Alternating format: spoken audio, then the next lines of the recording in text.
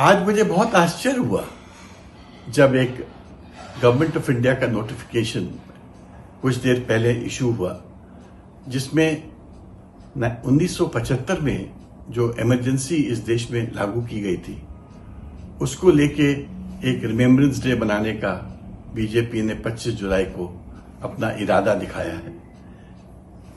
आश्चर्य तो इसलिए हो रहा है कि इतनी पुरानी बात, 50 साल पुरानी बात को अब आप याद कर रहे हो। मुझे तो लगता है जैसे ये एक निराशा का प्रतीक है। आप अपने आप ही को चुनाव हारा मान रहे हो, तभी ये सब कर रहे हो, क्योंकि आपको लगा कि कॉन्स्टिट्यूशन को लेके एक बड़ा देश में वॉइस थी कि बीजेपी इस कॉन्स्टिट्यूशन को एब्रोगेट करेगी या डिस्टर्ब करेगी या उसमें जो सेलिएंट फीचर्स हैं उसको हटाएगी। अगर आपको रियली स्पीकिंग लोगों का दिल जीतना है या विश्वास जीतना है तो आपका आचरण और आपके एक्शंस उसको बताएंगे।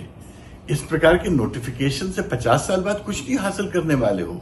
मैं अगेन बोलता हूं, ये तो आपका निराशा का प्रतीक है। ऐसा महसूस होने लगा है कि आप खुद समझ रहे हो कि आप चुनाव हार चुके हो।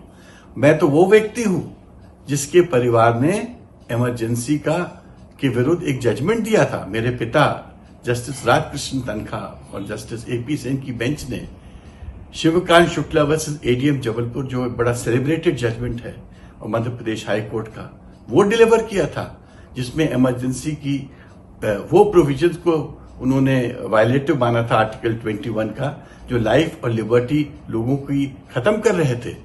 वो तो बाद में सुप्रीम कोर्ट ने उस जजमेंट को और 13 हाई कोर्ट्स के जजमेंट को सेटिस्फाइड किया।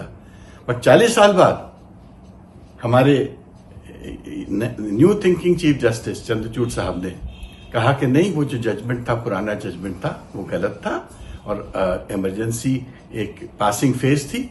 उसको उसमें राइट ऑफ प्राइवेसी का जो वायलेशन हुआ था, जो राइट ऑफ लाइफ का वायलेशन था, वो जो हाई कोर्ट्स ने कहा था वो शायद गलत नहीं था और सुप्रीम कोर्ट का जजमेंट को इम्प्लाइडली उन्होंने ओवर रूल किया। तो मैं तो ये कहूंगा कि 50 साल बाद की पुरानी बातों को भूलिए, अपनी हार को भूलिए, आपने इस वक्त जो चुनाव नहीं जीत पाए उसको भूलिए और एक नए भारत के तरफ ध्यान दीजिए जिसमें एक इंक्लूसिव सोसाइटी बने, 140 करोड़ का ट्रस्ट मिले और सबसे बड़ी बात, अपने आचरण से और अपने कार्यों से लोगों को इन्फॉर्म करिए कि हम कॉन्स्टिट्यूशन के प्रति